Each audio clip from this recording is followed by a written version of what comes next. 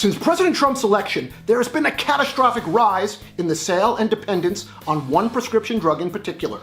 And no, I'm not talking about opioid use in America's heartland or among Roy Moore's supporters.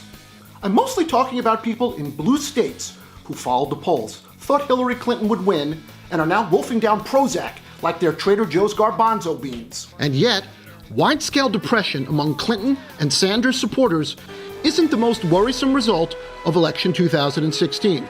That honor belongs to, well, the result of election 2016 itself. Donald Trump wins the presidency. Across the U.S., there are now renewed questions about the security and integrity of America's election process. This whole election is being rigged. With voters, the media, and even the White House asking, are our voting systems safe from hacking? Are ballots properly counted?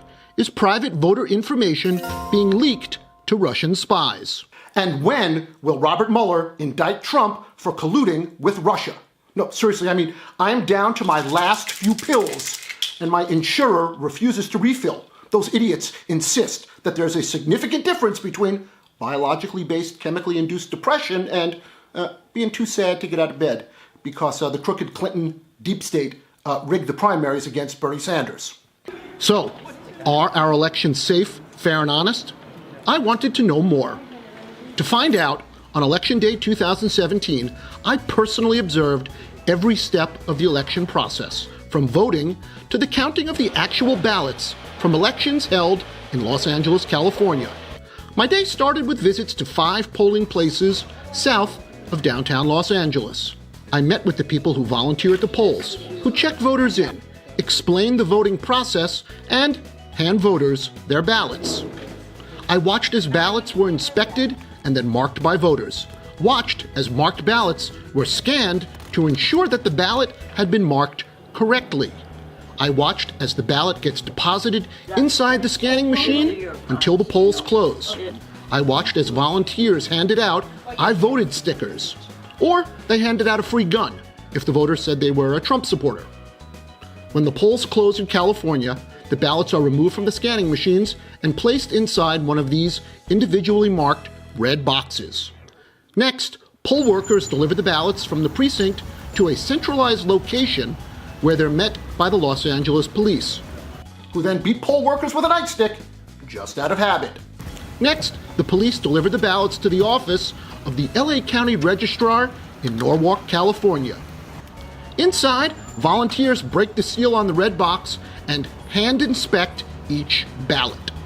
Next, piles of ballots are placed in long metal drawers and hand delivered to the technicians operating the optical scanners which read each ballot. Before scanning, the tech fans each batch of ballots to discourage them from sticking, and because he just loves the sound.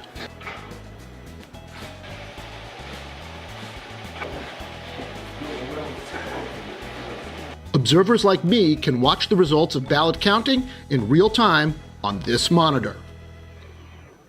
So, what did I find during my investigation? Other than that, no one voted for the unfortunately named guy running for city council, Kevin Harvey CK.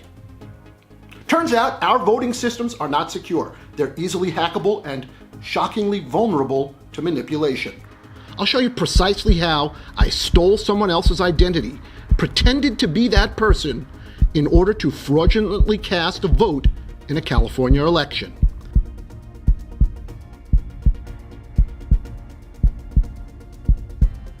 And I'll reveal exclusively a data breach of astonishing scale that includes millions of voters, names, addresses, and phone numbers.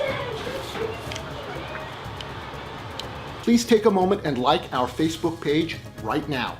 That way you can see Be Less Stupid's exclusive election investigation as soon as it premieres the week of November 13th. And remember, Be Less Stupid is your antidote to fake news.